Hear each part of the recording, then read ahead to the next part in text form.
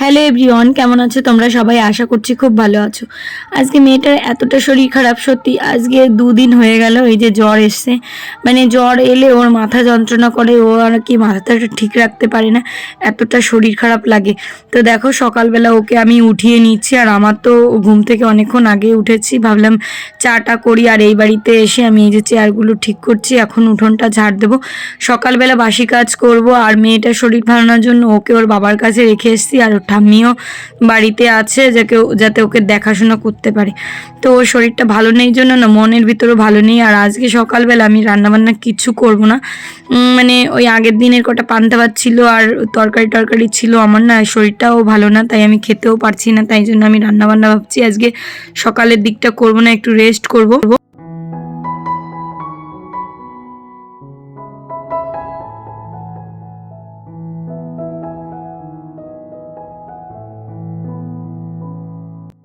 আজকের উঠোনটা পুরোপুরি কুড়ালাম না, ওই সামনের দিকটা দিয়ে কুড়ালাম না, যেটুকু সামনে আমার ঘরের সেইটুকুই কুড়ালাম।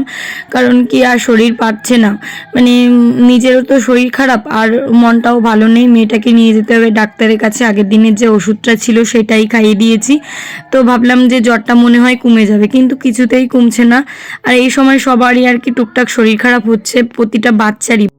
আর ছেলেমেয়ের কিছু হলে মা বাবা কিন্তু ঠিক থাকতে পারে না। ওই যে আমার ওই একই অবস্থা, একটু মন ভালো লাগছে না, তাই জন্য ভাবলাম যে আগে আগে এই বাড়ি থেকে কাজকর্ম করে মেয়েটাকে নিয়ে একটু যাই তাড়াতাড়ি করে ডাক্তার দেখাতে। আর আজকে কি বাজার করব, বাজারেও করার কোনো ইচ্ছাও নেই। সকালবেলা বাজারে কি উঠেছে না উঠেছে সেটাও দেখতে যাইনি। তো চলো এই গাছগুলোই জল দিয়ে নিই, মানে বৃষ্টি বৃষ্টি ওয়েদার, মানে ওই ঠান্ডা পড়েছে তো মাঝে মধ্যে আবার মেঘ মেঘ ভাব, কিন্তু আমাদের এখানে একদমই বৃষ্টি হয়নি। তোমাদের ওখানে হয়েছে কিনা কোনো জায়গায় অবশ্যই কিন্তু কমেন্ট করে জানিও। তো কদিন থেকে তো ওয়েদার খারাপ, তার ভিতর আবার একটু সুন্দর একটা ওয়েদার দিয়েছে, মানে কি রোদ বেশি একটা উঠছে না, গরমও নেই। তো এই যে দেখো ব্রাশটা করে নিলাম, তারপরে এদিকটা একটু বাগানের দিকে এসেছি, দেখি কি প্রচুর তেলাকচু শাক হয়েছে, কিন্তু আজকে যেহেতু মাছ নেব না তাই তেলাকচু শাকগুলোও নেব না।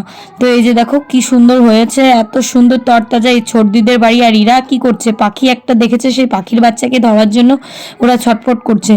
তো চলো এখন তোমাদের দাদাভাইকে বললাম যে লেবু গাছটা একটু জল দিয়ে দাও, লেবু গাছটা ওই লাগিয়েছে, যে কিছুদিন তো জল না দিলে লেবু গাছটা ভালো থাকবে না, তাই ওই যে জল দিচ্ছে। এখন কিন্তু বেঁচে উঠেছে, লঙ্কা গাছগুলোই জল দিয়ে নিচ্ছে, প্রতিটা গাছে জল দেবে।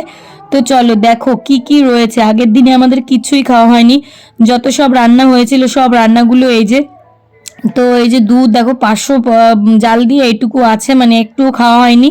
পিঁপড়ে ধরেছিল হালকা, তো পিঁপড়েগুলোকে আমি সরিয়ে দিয়েছি, আর এখন বানাচ্ছি চাটা খাবো। আর দেখো কত কিছু রয়েছে, আগের দিন দিয়েছিল আমার শাশুড়ি মা সেই ইঁচড় দিয়ে মাংস রান্না, সেটা রয়েছে। টমেটোর টক রান্না করেছিলাম 1 বাটি, সেটাও খাইনি। আর এখানে মুখি কচুর তরকারির সঙ্গে একটা মাথাও আছে, সেটাও খাওয়া হয়নি। আর এই যে দেখো চা বানাচ্ছি, মেয়েটাকে চা খাইয়ে একবারে নিয়ে যাব ডাক্তারের কাছে। ডাক্তার তো দেখাতেই হবে, ওর শরীরটা এত খারাপ লাগছে, মাথা যন্ত্রণায় উঠতেই পারছে না। তোর বাবার কাছে বসিয়েছি, চাটা খেয়ে দেখো যে টাকা নিয়ে নিয়েছি। এখন ওর এই চটিটা নিয়ে এখন যাব ওকে নিয়ে ডাক্তার দেখাতে। ওই যে দেখো ওর বাবার কাছে ওই যে দোকানে কোলের ভিতর বসে আছে। তো এখন বললাম যে বাবা চলো ডাক্তারটা দেখিয়ে নিয়ে আসি। তো এই যে নিয়ে এলাম ওষুধ, তো বললাম যে ওষুধ দাও, স্রাপই দিতে বলেছিলাম, বললো না ওর তো 6 বছর কমাস বয়স, তো ওই জন্য এই ওষুধ দিল। ভাবলাম ও তো আবার খেতে পারে না, এই যে গুলিয়ে খাওয়াচ্ছি, দেখো মুখের অবস্থা। তো এই ওষুধগুলো না খেতে চায় না, ছোটোবেলা থেকে ওষুধ খাওয়া নিয়ে ভীষণ বিরক্তি করে, মানে প্রতিটা বাচ্চাই দেখবে ওষুধ খেতে চায় না, কিন্তু ওষুধ তো আর টেস্টি জিনিস হয় না, সেটা বলেই খাওয়ায়। দেখো মুখের থেকে ফেলে দিল, কি অবস্থা। এখন আবার গুলিয়ে আমার খাওয়াতে হবে, তো জোর জবরদস্তি করছি, কারণ কিছু তো করার নেই, জ্বর তো কমবে না। তো ডাক্তারকে বললাম যে ওষুধ এই যে যা দিচ্ছে এতে কমবে তো, না হলে কিন্তু আমার মেয়ে কিন্তু ওষুধ খেতে চায় না। তারপরে এই অবস্থা হলো আর কি।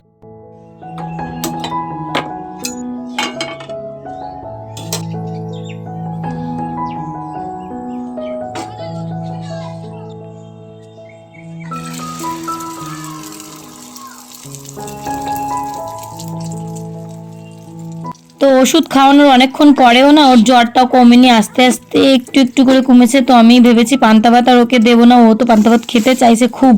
তারপরে আমি আমার শাশুড়ি মাকে বললাম যে তুমি যা বানিয়েছো ওকে দাও। তো ঠাম্মি বানিয়েছিল রুটিটা ও একটু খেয়েছে, আর আমি এদিকে দেখো ডিম ভেজে নিচ্ছি, ডিমটার সঙ্গে পান্তা ভাত দিয়ে খাবো। আর দুধ তো রয়েছে, কটা শুকনো লঙ্কাও ভেজে নিচ্ছি, কারণ ওই পেঁয়াজ লঙ্কা শুকনো লঙ্কা দিয়ে ডিম ভাজা দিয়ে আমার পান্তা ভাতটা খুব ভালো লাগে। আর এখন যেহেতু খুব একটা গরম নেই, তো পান্তা ভাতের সেই মজাটা লাগছিল না। যে কয়দিন খুব গরম পড়েছিল সে কয়দিন আবার পান্তা ভাতের খুব টেস্ট লাগছিল, আজকে আবার বেশি একটা টেস্ট লাগছে না। তো দেখো এখন বাজে প্রায় 2টো, তো 2টোর একটু কম। তো আমার রান্না বান্না তো সকাল থেকে করিনি, এই দুপুরবেলা মানে ছাই ফেলছি, যেটা সকালে ফেলতে হয়।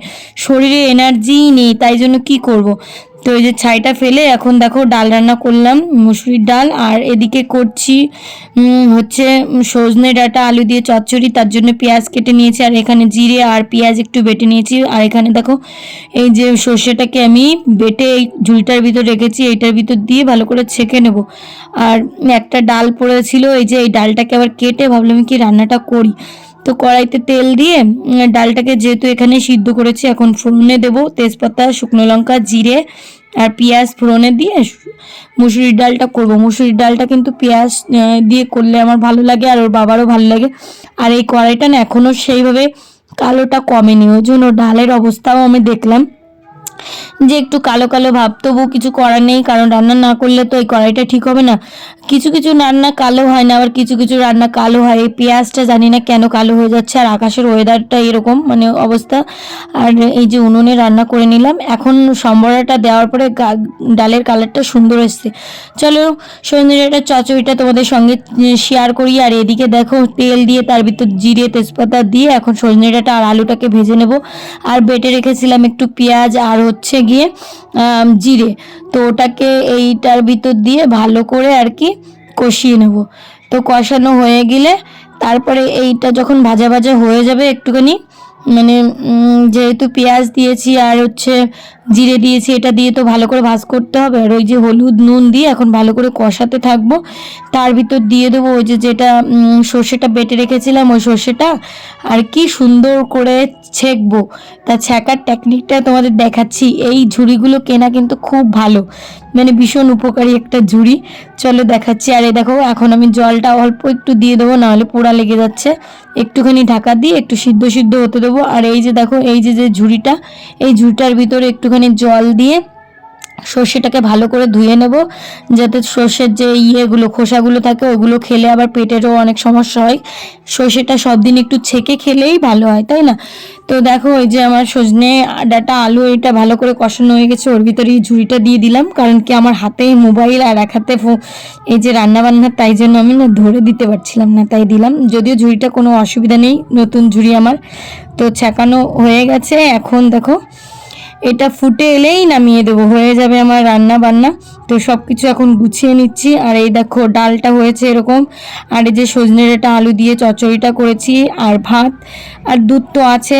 এই যে হচ্ছে দুপুরবেলায় রান্না বান্নার সঙ্গে টক রান্না করেছি, তাই এই টকটা যে খাবো, মানে টকটা আগের দিনের ছিল সেটা গরম করে নিয়েছে। আর দুধটা দেখো জাল দিতে গিয়ে পড়ে গেছে, তো ওই ওই বেশি আগুন হয়ে গেছিলো, তাই তাই জন্য।